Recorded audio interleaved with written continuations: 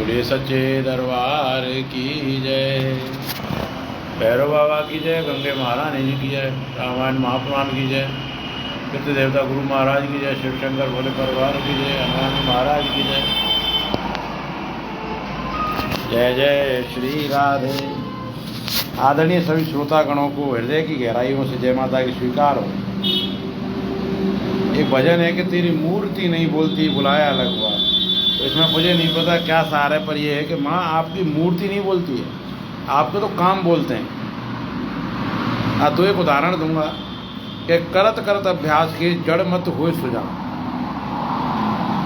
मतलब बार बार अगर हम किसी चीज़ में प्रयास करें तो हम सफलता की ओर पहुँच जाते हैं।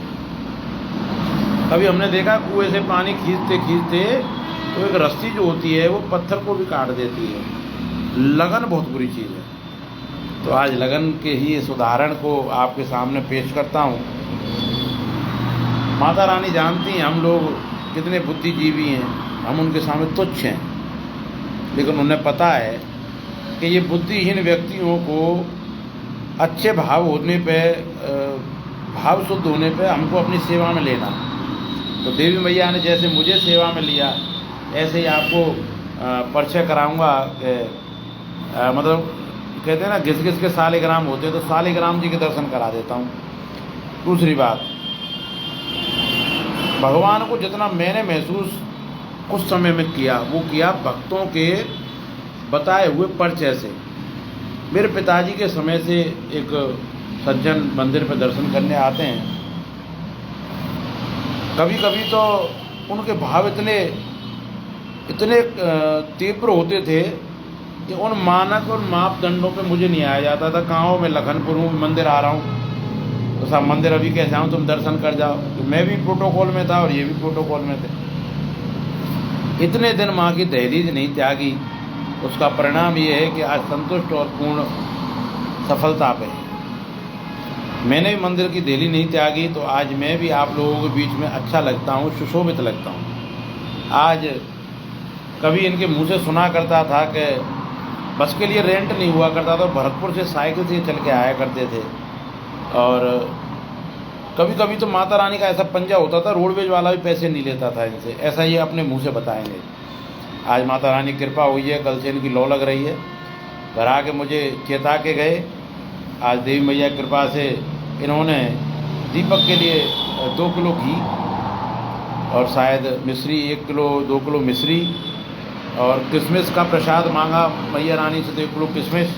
और अचंभे की बात है कि माँ ने सेंधा नमक भी इनसे मांगा, तो सेंधा नमक का भोग और चढ़ावे के साथ में, भाव के साथ में, इतना लाने के बाद भी जो प्रतिदिन जो भोग ये जब आते हैं अष्टमी के दिन लाते हैं, उसे लेने के लिए भी गए।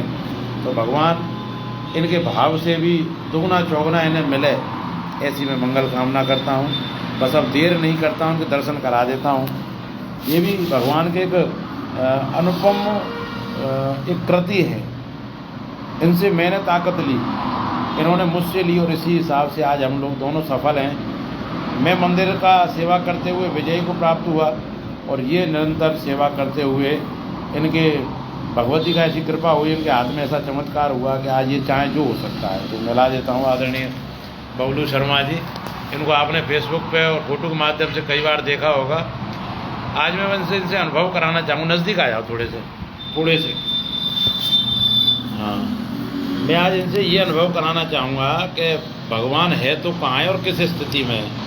और मुझे ये बताया करते थे कि पिताजी के समय में ये था वो था। तो आज इनके मुखारबिंद से ही मैं निवेदन करूँगा इनसे, ये कुछ माता रानी के बारे में बताएं। तो पंडित आप बताओ। मैया रानी हमको मतलब हर समय मतलब है चेतक देती है। मतलब जैसे हम कोई प्रकार किसी प्रकार की कोई समस्या में मतलब बन जाते हैं, या हमको कोई और परेशानी आती है, या किसी भगत को परेशानी आती है, तो मैया मतलब मार्गदर्शन के लिए हमें रास्ता बताती हैं। और उसके बावजूद मैया रानी हमको मतलब आगे, जैसे मतलब किसी व्यक्ति को कोई परेशानी है किसी प्रकार की, तो उसके लिए उस भगत को मैया रानी स्वतः ही बुलाती है। और मैया रानी फिर बोलती हैं मतलब कि इस भगत के लिए ये मार्गदर्शन आप बताओ, रास्ता बताओ इनके लिए, और इससे मतलब अपनी मंजिल प्राप्त कर लेंगे।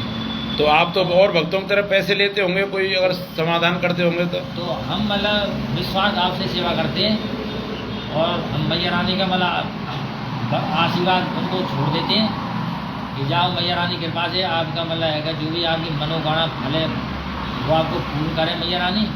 कितना धन लेते हैं आप? मतलब हम कोई पैसा नहीं लेते हैं। क्या लेते हो? हम तो मैया रानी का कहते हैं कि आपका कार्य हो जाए तो मैया रानी को भोग प्रसाद देना आप। 5 फूल भी मांगते हैं आप अपने गुरु आशीर्वाद से?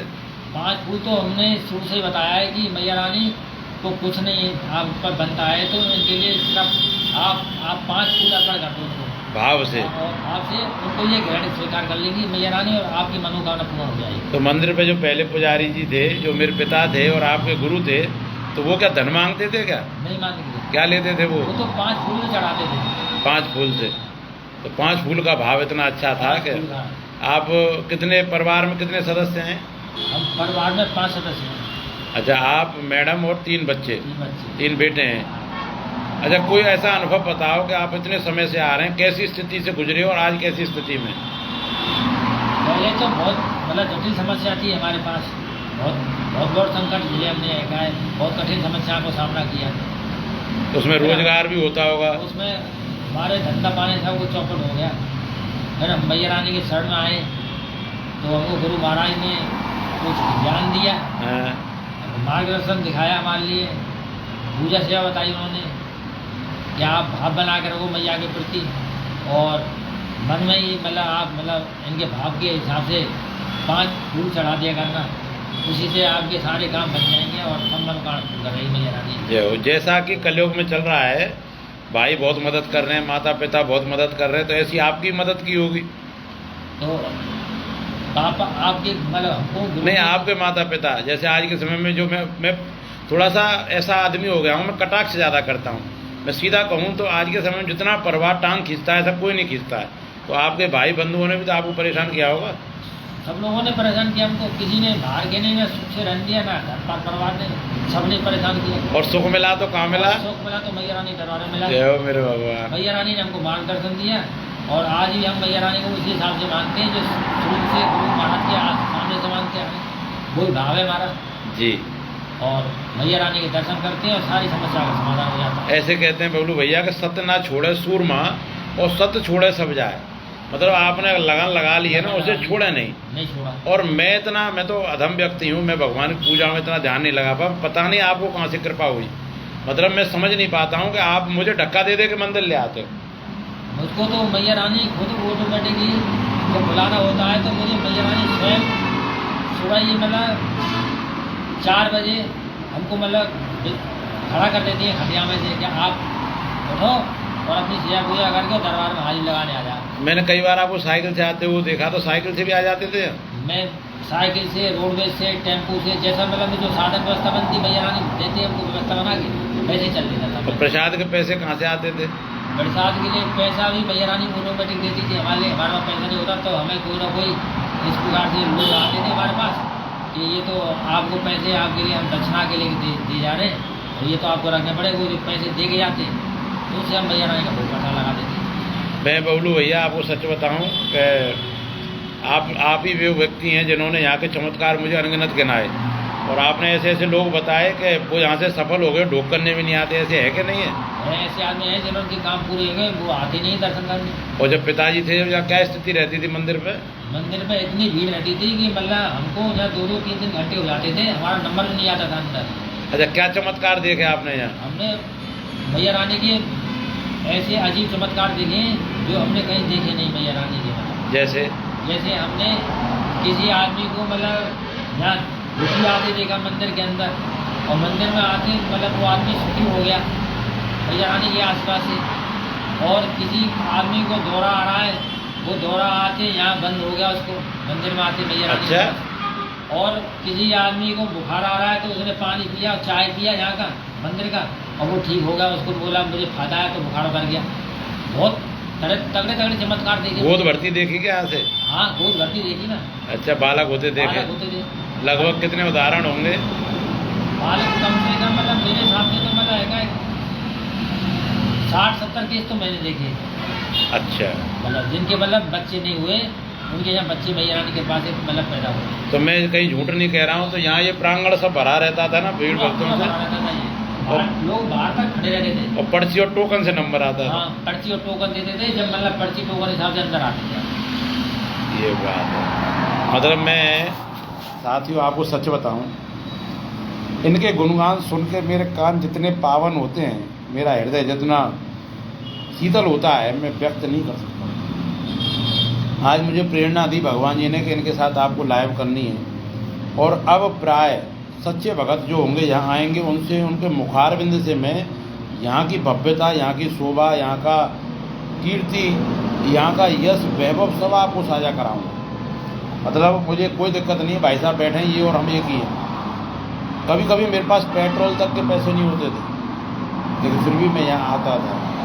लगन लगी थी। आज 9 साल हो गए, 9 साल में टूट नहीं आने दिए इनकी सेवा करने से। और इनका भी मुझे खूब याद है, मतलब कभी कभी किराया भी नहीं होता था, फिर भी ये यहाँ आते थे और फिर भी हम दर्शन करके जाते थे। इन्होंने मुझे बहुत सारी बातें बताई, उन सारी बातों से मैं बड़ा लाभान्वित हूँ। आप यहाँ कहाँ रहते हैं? हम यहाँ तो में हीरादास पर रहते हैं, सुभाष नगर। तो आपके इर्द गिर्द के बहुत सारे लोग मंदिर आते थे, क्या सही है? बहुत आते थे, अब तो आना बंद कर दिया लोगों ने। लगभग जो भी कॉलोनी थी सभी से आती थी। तो वो जितने लोगों ने बंद किया, वो व्यक्ति कहीं ना कहीं पैसे वाले तो हो गए, बड़े बड़े संघर्ष में फंस गए। यहाँ का एक आदेश था, मैंने यहाँ बताया, एक किरावली से सेठ जी आते थे, तो उन्होंने पिता गुजरने से सोचा अब तो वहाँ भगवान है नहीं। और किसी दिन नवरात्रा में उनकी माता जी, उनकी जो घरवाली थी, उन पर आशीर्वाद हुआ और उन्होंने कहा कि मुझे महुआ दर्शन करने आ रहा है आपको मेरे। मान के ये ऐसे कैसे हो सकता है? उससे पहले कुछ दिन पहले ही कुछ संत आए थे, तो उन्होंने उनसे कहा कि ऐसा है भैया, तुम किसी देवी को मानते हैं, वो देवी आपकी पार नहीं पड़ने देगी अगर आप नहीं जाएंगे तो। हाँ साहब, हम तो झील जाम है कि माँ जाम है, ना कोई और भी है, नहीं पता महुए पे जाते थे। तो मतलब ऐसे ऐसे चमत्कार हुए, उन व्यक्तियों ने आके यहाँ नाक रगड़ी, लाभ लिया। कितनी बड़ी बात है। एक मंदिर के शिष्य हैं, अगर वो कुछ गलती कर देते हैं तो उनके धर्मपत्नी में आके वो चेतना दे देती हैं और कह देती हैं यहाँ आपने गड़बड़ किया, आप मंदिर आओ। और हो ना हो, इन्हें भी मंदिर पे देवी माँ इंडिकेशन दे देती थी, तो ये सुबह ही कह देते थे मुझे मंदिर चलना है। और देखिए साथियों, मैं तो बड़ा भाग्यशाली हूँ, अब तो मैं निद्रक हो गया।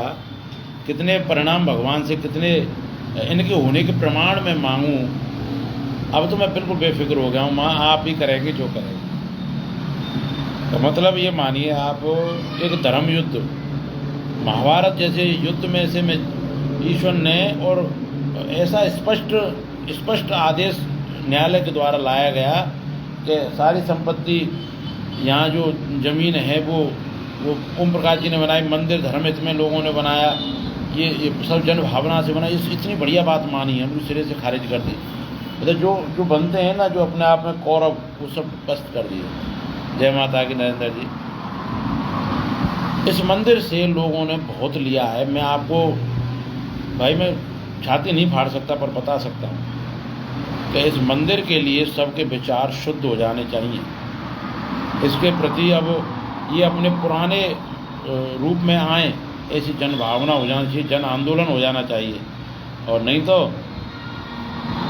करने वाले तो कर ही रहे हैं, लेकिन देखने वालों को भी बड़ा परेशानी भोगनी पड़ेगी। मैं तो साहब अप टू डेट होके आ जाता था केवल, और नहीं तो सब इन्होंने पूजा सेवा सिखा ली, सारा विधि विधान सिखा लिया। और आज तो बहुत बड़ी बात कि किसमिस का प्रसाद पाया है। जब भी कोई इस रास्ते से बहन बेटी अपने द्योज भी जमाने जाती हैं या कोई त्यौहार करने जाती हैं, जब भी देखो भगवान जी को प्रसाद लगा के जाती हैं। अभी एक बहन आई, पहले भगवान जी को प्रसाद लगा के जब वो आगे बढ़ी है। तो जब इतना यहाँ से मान्यता है, इर्द गिर्द के सब लोगों के फाउंडेशन यहीं से रखे गए, तो हम लोग ऐसे कैसे कह सकते हैं कि ये जो लड़ाई है ये आपसी परिवार और रिश्तेदार की ना, ये धर्म युद्ध है, धर्म की लड़ाई है, इसमें सबको आहुति देनी पड़ेगी। मैं और बबलू भैया से 2 बात इनसे कहलवा के अपनी वाणी को विराम दूंगा। तो आज त्यौहार है, इनके यहाँ भी रिश्तेदार आएंगे और मुझे भी अपनी बहनों के पास मिलने जाना है। बबलू भैया, एक बार अंतिम क्षणों में ये बता दें कि यहाँ का महत्व क्या है और लोग क्या करके यहाँ से लाभ पा सकते हैं। मैया रानी का तो बहुत तगड़ा महत्व है, अगर लोग मानेंगे तो उसको। अगर मैया रानी का मतलब महत्व अगर बढ़िया नहीं होता ना, तो आज हम मैया रानी के चरणों में नहीं रहते, ना हम मैया रानी दर्शन करने आते हैं। धन्यवाद। मैया रानी ने जो कुछ चमत्कार दिखाया है, तो आज के टाइम में तो ये चमत्कार को नमस्कार है। सही कह रहे हैं। और मैया रानी के पास आओगे तो मतलब आप हलोगे फूलोगे और बढ़ोगे आगे, और दर्शन से सारे कष्ट सारी परेशानी सब खत्म हो जाएंगी और आप निरोगी काया बन जाओगे बिल्कुल। ये बात कभी भी कोई आपको किसी प्रकार की कोई परेशानी नहीं आएगी, ना कहीं किसी डॉक्टर वैद्य के पास जाना पड़ेगा, ना आपका कोई पैसा लुटेगा। आपने अगर मैया रानी को वो पैसा डॉक्टर का वो प्रसाद मैया रानी के टाइम से दे दिया, दर्शन पा लिए ना, तो कहीं किसी प्रकार की कोई समस्या नहीं आएगी, सारी समस्याओं से आप मुक्त हो जाओगे। क्या मैं आपको एक बात याद दिलाऊं कि कभी कभी आपका स्वास्थ्य गड़बड़ हो जाता था तो आप मंदिर की भभूति ले जाते थे। तो मैं मतलब क्या कि बस मैं तो मैया रानी के नाम लेके और चूल्हे में से अग्नि की राख लेता था, और उसी का मैया रानी के नाम से लेके और उसी का प्रसाद पा लेता था, और उससे ठीक हो रहा है। तो डॉक्टरों की दवाइयों से आराम नहीं। डॉक्टर दवाई नहीं आराम करती, मैया रानी की भभूति मतलब एक है और काया को बिल्कुल सुखी कर देती। मतलब मैं क्या बताऊं, मैं इनको इसीलिए तो पॉलिश करता हूँ, इनकी नहीं इसीलिए नमस्ते करता हूँ। ये बहुत बड़ी ताकत है और इस बात को जिन्होंने भी माना है वो सफल हुए हैं। और आप तो ये समझिए साहब, मैं 2 रोटी अगर चैन से खा रहा हूँ तो वो इनकी देन है। नहीं तो आप बताइए कि ऐसा क्या मेरे पास बहुत बड़ा प्रमाण पत्र है जिससे मेरी रोटी बने। मुझे तो ब्राह्मण होने का लाभ यहीं से सार्थक हुआ, जबकि मैं पूजा विधि नहीं जानता हूँ। कहते पूजा न जानू विधि नाए, कर दो सरल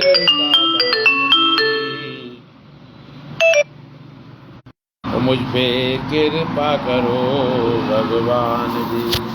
अंतिम क्षणों में माता जी के दर्शन करा देता हूँ और फिर आगे की अपनी यात्रा तय करेंगे। दुर्गा है मेरी माँ, अम्बे है मेरी माँ, दुर्गा है मेरी माँ, अम्बे है मेरी माँ।